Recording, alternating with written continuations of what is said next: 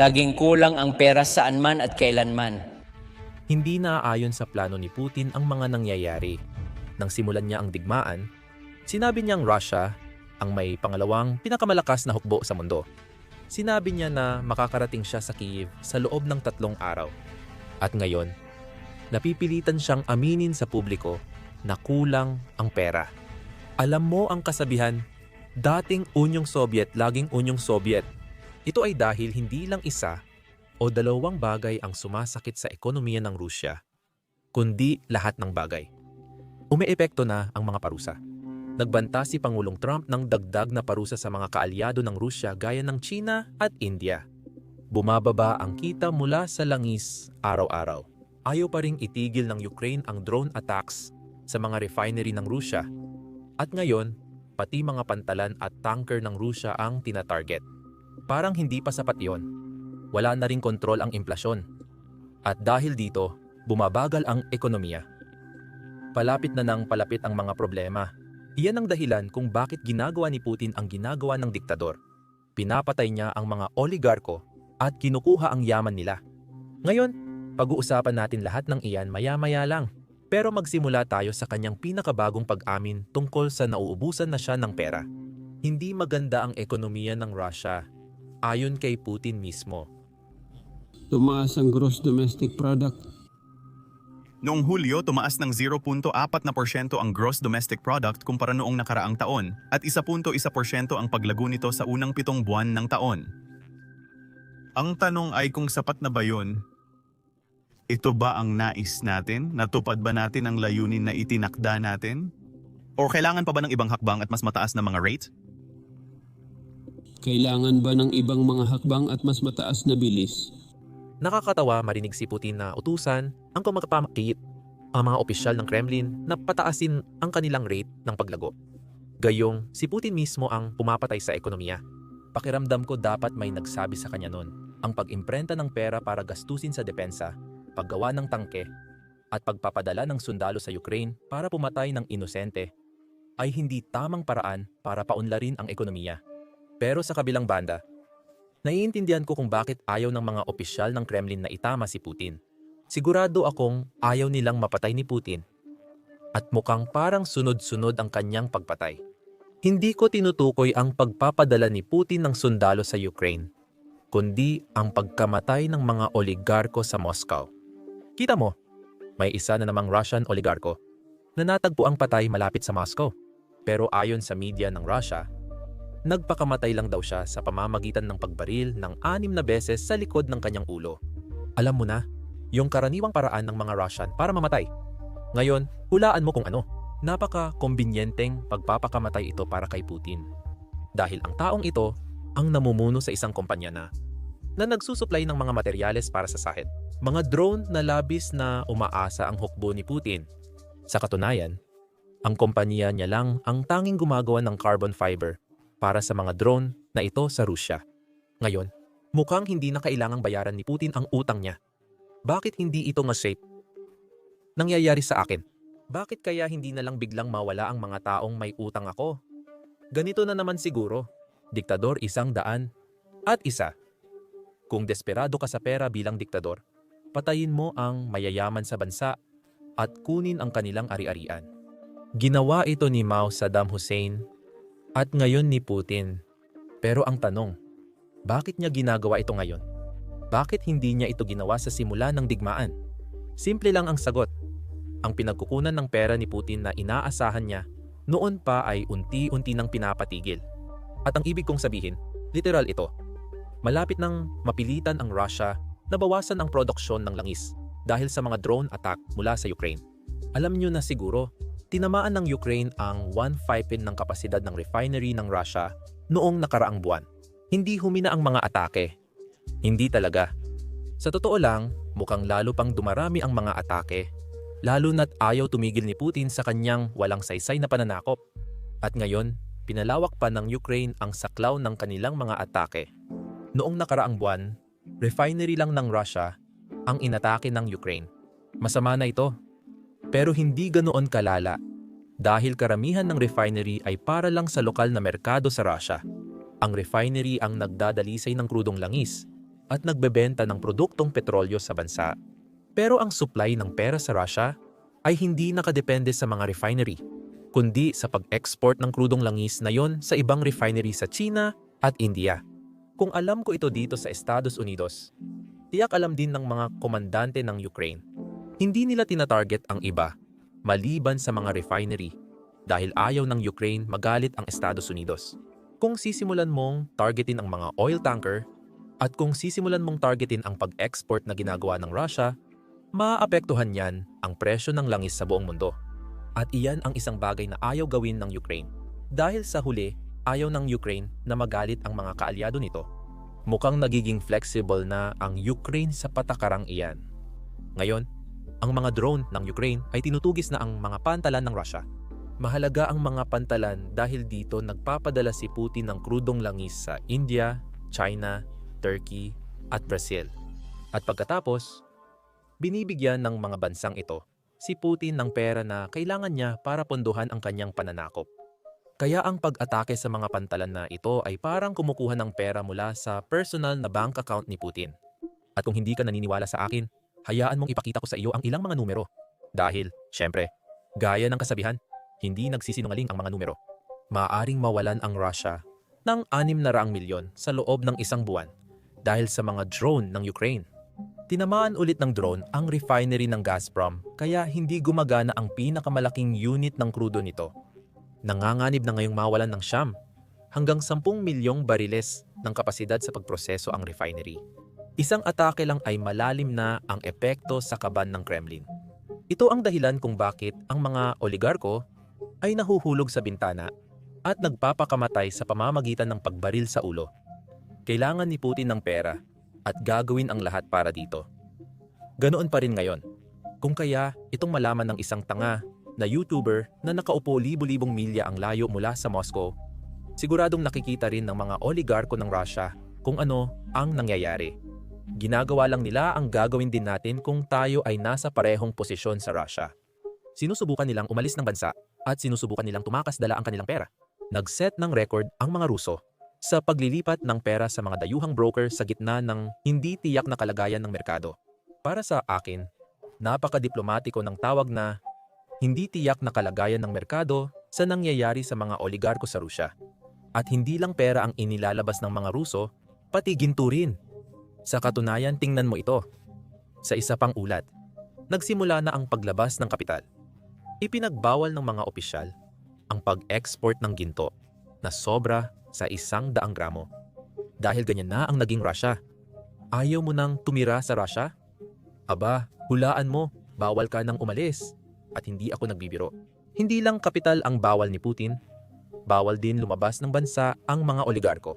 Isang tycoon ng minahan ng ginto sa Russia ay hindi pinayagang lumabas ng bansa dahil sa nasyonalismo. Ngayon, halos hindi naabot ni Putin dahil muntik na niyang hindi napigilan ang taong ito dahil sa pagpapaliban. Nagantay sila hanggang huli at nagmamadaling tumakbo sa kanyang pribadong jet habang paalis na ito. Kung naantala pa ng ilang minuto, malulugi sana ng ilang bilyong dolyar si Putin.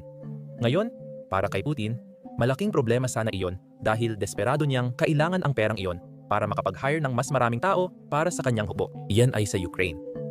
Kita mo, kahit ano pa sabihin ng Russian media, hindi ganoon kapatriotiko ang mga Ruso tungkol sa digmaan. Hindi sila pumipila para mamatay sa Ukraine. Taliwas sa nais ipaniwala ni Putin. Ang tanging dahilan kung bakit nakakakuha ng mga recruit ang Russia ay dahil bawat buwan, patuloy nilang tinataasan ng bonus para hikayatin ang mga tao na lumaban.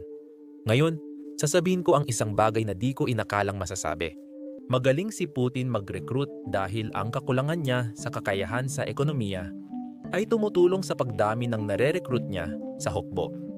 Dahil sobrang sama ng ekonomiya, napilitan ang mga tao na lumaban sa digmaan o magtrabaho sa kumpanyang pangdepensa na gumagawa ng gamit para sa digmaan.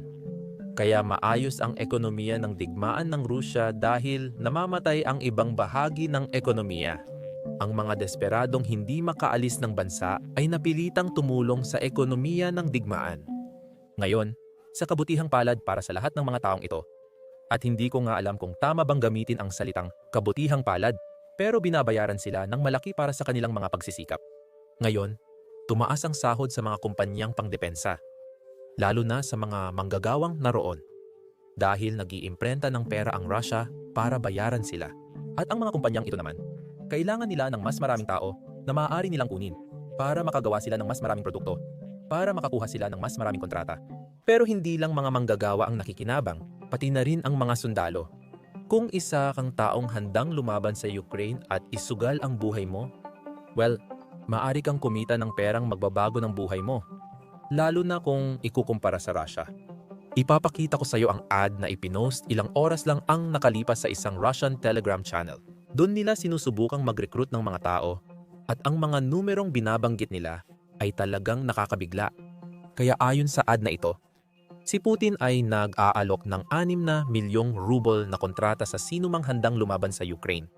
Ang 6 na milyon ay matatanggap mo sa unang taon, pero 2.5 milyon doon makukuha mo agad pag pumirma ka ng kontrata. Iyan ang iyong signing bonus. Para mailagay sa perspektibo, malaki pakinggan ang milyon, pero 25 milyong ruble ang signing bonus. Mga 3,000 at $1,000 lang iyon dito. Sa Estados Unidos, na ulit, hindi naman ganoon kalaking pera. Sa Russia, malaki na yan, dahil ang karaniwang sahod doon ay 500 kada buwan. Isipin mong makakakuha ka ng 3,000 at $1,000 sa pagpirma pa lang ng kontrata. At may iba pang bonus. Ang buwan ng sahod ng mga sundalong ito ay 3,000, 1,000 rubles o 3,000 at $500. Ang karaniwang sahod ay 500 pero bilang sundalo, 3,000 at $500 ang kita mo. Ngayon, ito ay pera lang na hawak mo. Marami ka pang ibang insentibo bukod dito. Kung may utang ka, hulaan mo kung ano. Kung sumali ka sa hukbo, pwede kang mapatawad sa utang na hanggang 10 milyong rubles. Parang ganun. Parang pinatawad na lang. At kung may mga anak ka, hulaan mo? Si Putin ay handang magbayad sa'yo ng 20,000 rubles kada buwan bukod pa sa sahod mo bawat anak. Kaya kung malaki ang pamilya mo, mas malaki rin ang tseke mo. Kaya gaya ng nakikita nyo, ito ay literal na perang magbabago ng buhay. Isang oportunidad na magbabago ng buhay. Bukod sa mataas na panganib mamatay sa Ukraine, karaniwang buhay ng sundalong Ruso sa harapan ay 9 na araw lang. Kahit hindi ka pa ipinapadala ngayon, pupunta ka rin doon sa lalong madaling panahon. Mabilis silang nauubusan ng tao. Bawat 9 na araw, halos may bagong batch sila ng mga recruit na basta na lang itatapon bilang pambala sa kanyon. Ibig sabihin nito, napakataas ng panganib na mamatay ka. Or sa pinakamababa, napakataas ng panganib na masugatan ka. Huwag kang mag-alala. Sabi ng patalastas, aalagaan ka nila. Kung masugatan ka sa harap, may dagdag kang 3,000 at $100. Malaki na yan. Kung mamatay ka naman, $50,000 ang makukuha ng pamilya mo. Sobrang generoso ng mga kondisyon para sa Kremlin. Ngayon, ang dahilan kung bakit napaka-generoso ng mga kondisyong ito ay dahil kailangang patuloy na taasan ng Russia ang mga bonus na ito. Buwan-buwan, kailangan nilang dagdagan ng tao sa unahan. Ngayon, nagkaroon ng bagong industriya sa Russia na nagtuturo ng mga kurso sa mga babae. Paano nila mahahanap at mapapakasalan agad ang sundalong malapit ng ipadala sa unahan kahit ilang araw pa lang silang nagde-date. At pagkatapos, kapag namatay ang sundalo sa unahan, makakatanggap sila ng malaking bayad. Marami talagang tao sa Russia ang nakagawa na nito ng maraming beses. Ibig sabihin, magpapakasal sila sa isang sundalo, mamamatay ito, makukuha nila ang bayad, gagastusin nila lahat at uulitin nila ulit. Lagi ngang sinasabi ni Putin na pinakamakabago sa mundo ang ekonomiya ng Rusya. Nagsisimula na akong maniwala sa kanya. Pero isa pang problema ni Putin. Mas mabilis bumabagsak ang kita kaysa sa kanya. Mabawi niya yon sa pagpatay o pagdukot sa mga oligarko.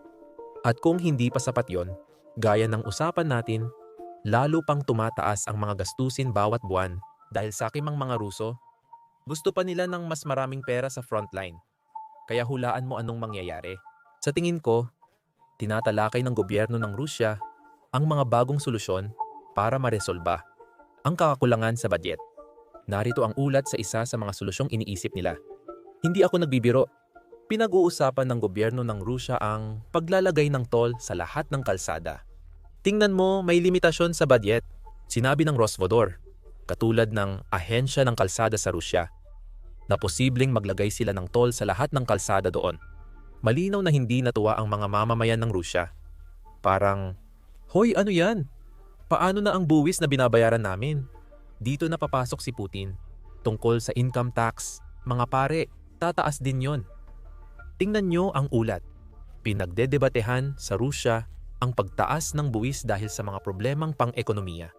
At umaasa ako na lalo pang tataas ang mga problemang pang-ekonomiya na yan. Ngayon alam natin na hindi titigil ang Ukraine sa kanilang mga parusa laban sa Rusya. At kapag sinabi kong parusa, ang ibig kong sabihin ay ang mga pag-atake gamit ang drone. Sana mas tumulong pa ang Estados Unidos, Pangulong Trump at European Union sa Ukraine.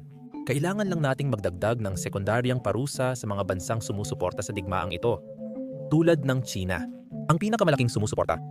Tandaan, hindi mahalaga kung ano ang sinasabi ni Putin. Ang mahalaga ay kung ano ang ginagawa niya. At pag-isipan mo, tama ba? Nang inanunsyo ni Pangulong Trump ang 25% at sekundaryang parusa sa India, pumayag si Putin sa pagpupulong sa Alaska. Kaya niyang sumigaw na walang pakialam sa mga parusa. Pero sa kilos niya, halatang natatakot siya sa mga sekundaryang parusa. Mas mahalaga ang gawa kaysa salita. Sa tingin ko, makakatanggap pa ng masamang balita si Putin sa lalong madaling panahon. Dahil ito ang sinabi ni Pangulong Trump kahapon. Kung magpataw sila ng mga parusa bilang halimbawa o taripa o kahit anong gusto mong itawag dito, kung ginawa nila yon sa China, sa tingin ko baka matapos na ang digmaan. Dahil ang China ang pinakamalaking bumibili ng langis mula sa Rusya at sa tingin ko may iba pa silang kapangyarihan sa Rusya. Makikipag-usap ako kay Pangulong Xi gaya ng alam mo sa Biyernes tungkol sa TikTok at pati na rin sa kalakalan at malapit na kaming magkasundo sa lahat ng yan. And maganda ang relasyon ko sa China. Alam mo may kasunduan tayo sa kalakalan sa kanila. Nagkaroon kami ng napakagandang pagpupulong kamakailan lang. At mukhang inaprobahan na nila ang TikTok at yung TikTok ay napakalaking pera para sa Estados Unidos. Kaya maganda yon. Tingnan pa natin paano mangyayari yan. Pero kung may ginawa ang Europa tungkol sa China, sa tingin ko baka mapilitan ng China na tapusin ang digmaan. May bukas ba sila sa ganun? Sinabi ba ni Starmer na iisipin nila yon? Sana ako rin may ginawa. Pero ulit, hindi pwedeng ang Europa bumibili ng langis sa Russia tapos ako magagalit sa China dahil bumibili rin sila ng langis sa Russia. Yan ang isang huling bagay. Tingnan natin lahat ng ito mula sa pananaw ni Putin. Kung paano ang takbo ng mga bagay ayon sa kanya. Narito si Pangulong Stoops ng Finland na nagpapaliwanag mismo. Kung titingnan mo ito mula sa pananaw ni Putin at ng Kremlin, kailangan mong tanungin ang sarili mo, paano ako nag-perform? Una, ang layunin ay sakupin ang Ukraine sa isang special na operasyon sa loob ng 4 na araw. 4 na taon na mula nang magsimula ang digmaan, gusto rin nilang magdulot ng pagkakawatak-watak sa kanluran. Hindi ko pa ito nakita na mas nagkakaisa kaysa dati kabilang na ang Transatlantic Partnership. Pangatlo, gusto nilang bawasan ang gastusin sa depensa ng NATO. Tinaasan lang ni Trump ang ating ambag mula 2% hanggang 5%. Pinakamatindi, dinoble ni Putin ang hangganan niya sa NATO sa Finland at kalaunan pati Sweden. Kaya nabigo siya sa lahat ng kanyang mga estratehikong layunin, kabilang na ang katotohanang naging napaka-Europeo ng Ukraine at hindi na Ruso. YouTube? Lumalaki ng napakabilis ang YouTube na nalampasan na nito ang Netflix bilang pinakasikat na app sa television. Sa television lang yan, by the way. Kapag pinagsama ang television, telepono, computer, at tablet, napakaraming oras ang ginugugol ng mga tao sa panonood ng YouTube. Ito mismo ang dahilan kung bakit nagbabayad ang YouTube ng 45,000 kada minuto sa mga creator. Yan ay 64 milyon bawat araw. Kaya kung naisip mo nang magsimula ng sarili mong YouTube channel, ngayon ang perpektong panahon.